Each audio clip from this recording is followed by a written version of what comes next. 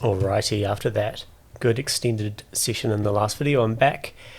I had a few ideas in that last session. There was one part at the end which you didn't see, and it's I've extended the drop even more. So kind of, this is the big riser that I did.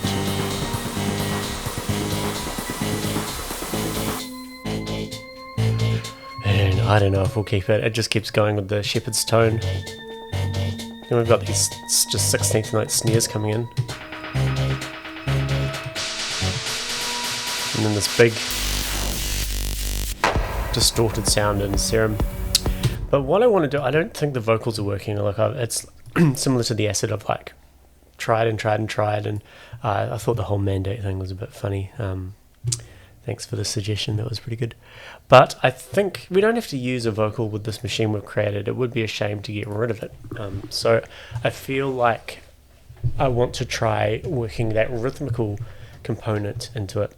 So I'm going to do that by, what am I going to do here? I'm going to copy the Shepherd Spectral Resonator and we'll mute these two tracks. I'm going to go up here.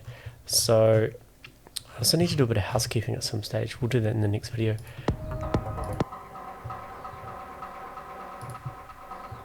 So maybe let's introduce a new rhythmical element here. I'm going to just create an audio track and I'll use a sample for now. We'll just go Shepherd's loop and I'm going to paste that rack into here. Yeah, let's just find, I know it's such a broad term, but just again looking for a placeholder, something, I don't know, something with a bit of substance to it, not just like a percussive loop. Good to have something, drums.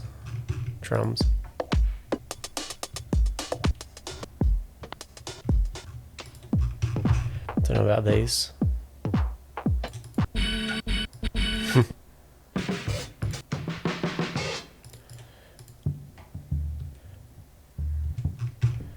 I'm gonna get something a bit better than this.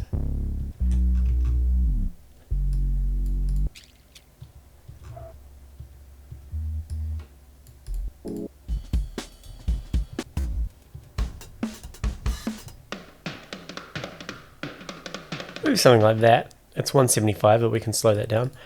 It kind of looks warped correctly, maybe. Let's change the loop to 1 and solo this. Let's just turn off the shepherd's tone while we work on the sample. Okay, so we need to double the speed. I'm going to just select all of the whole WAV file, do Control U to quantize everything.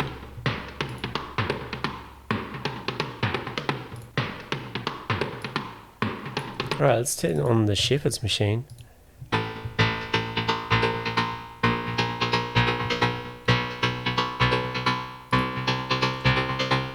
Let's copy the automation, which is fantastic.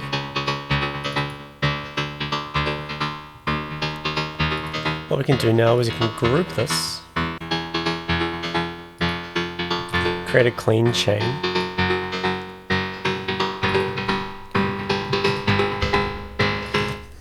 I had an interesting idea. What if we had 2 of these, like so.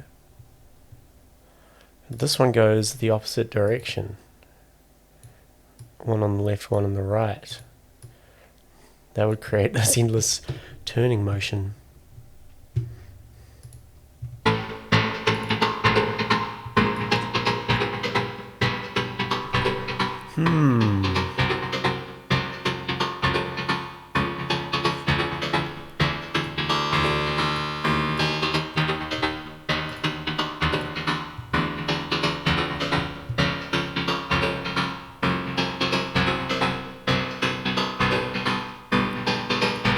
What if we had these morphing around as well?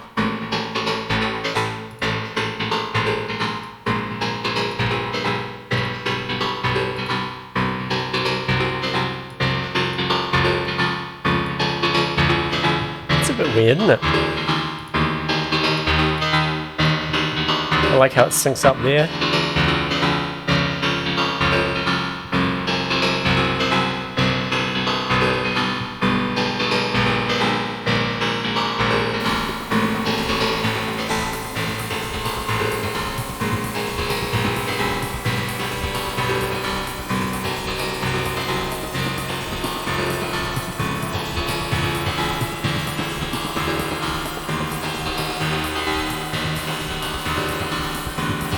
don't know about this. It kind of counteracts. It's almost like this one's going from here.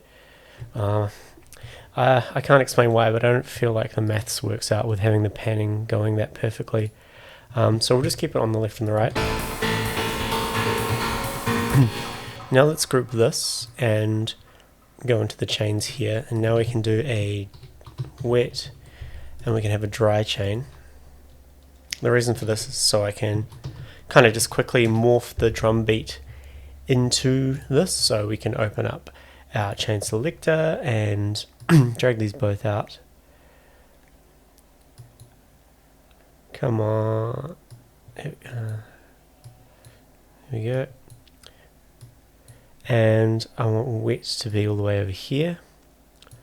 Dry to be over here. This isn't the perfect way of doing a dry wet style thing. Maybe let's go 32 and 96.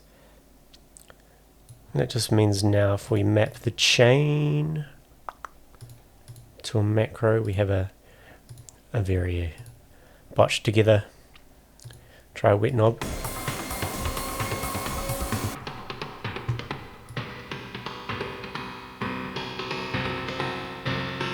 So let's fade that in over this period.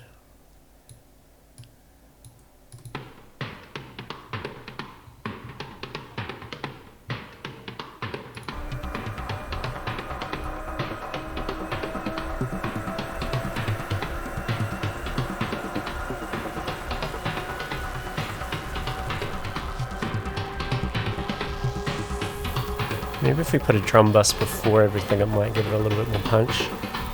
Again, I'll play with a few more loops after this.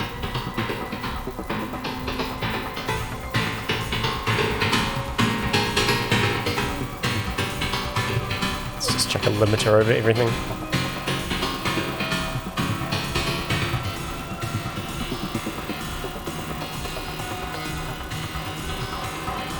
Oops.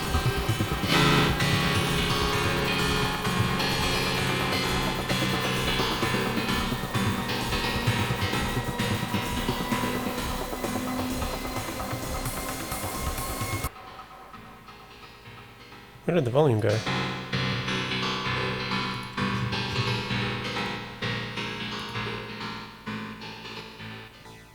Oh.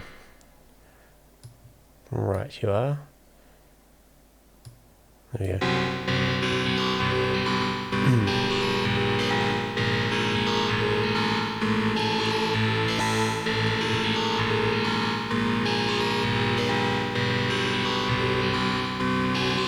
Pretty twisty.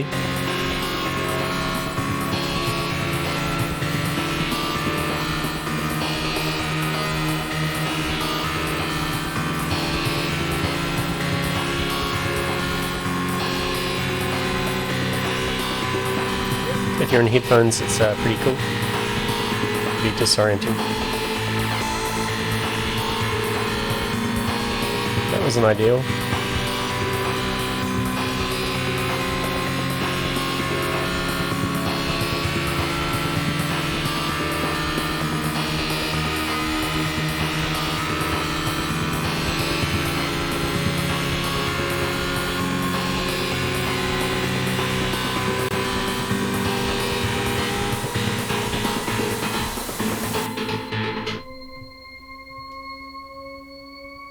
I think I will remove the second big area here. So what I'm actually going to do, I mean, do we keep the snares? I don't know. They're pretty intense. We'll put them there anyway. Let's copy this. Paste it here.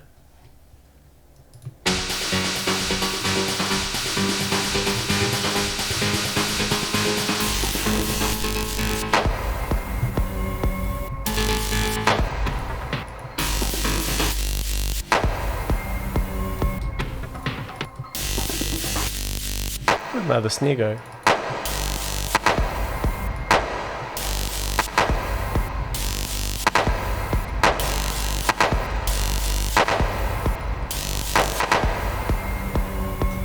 Let's see if it sounds good with just the dry loop.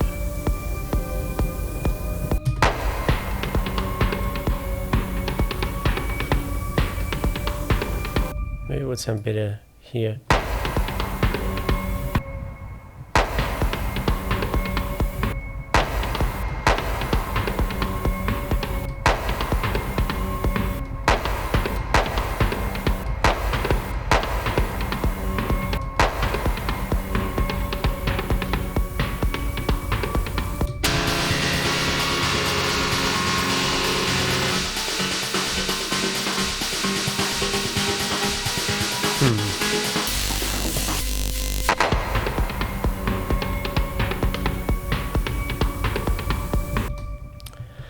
yeah, okay. It's I think it's better than the vocal anyway. Maybe we can bring the vocal in later or earlier or something.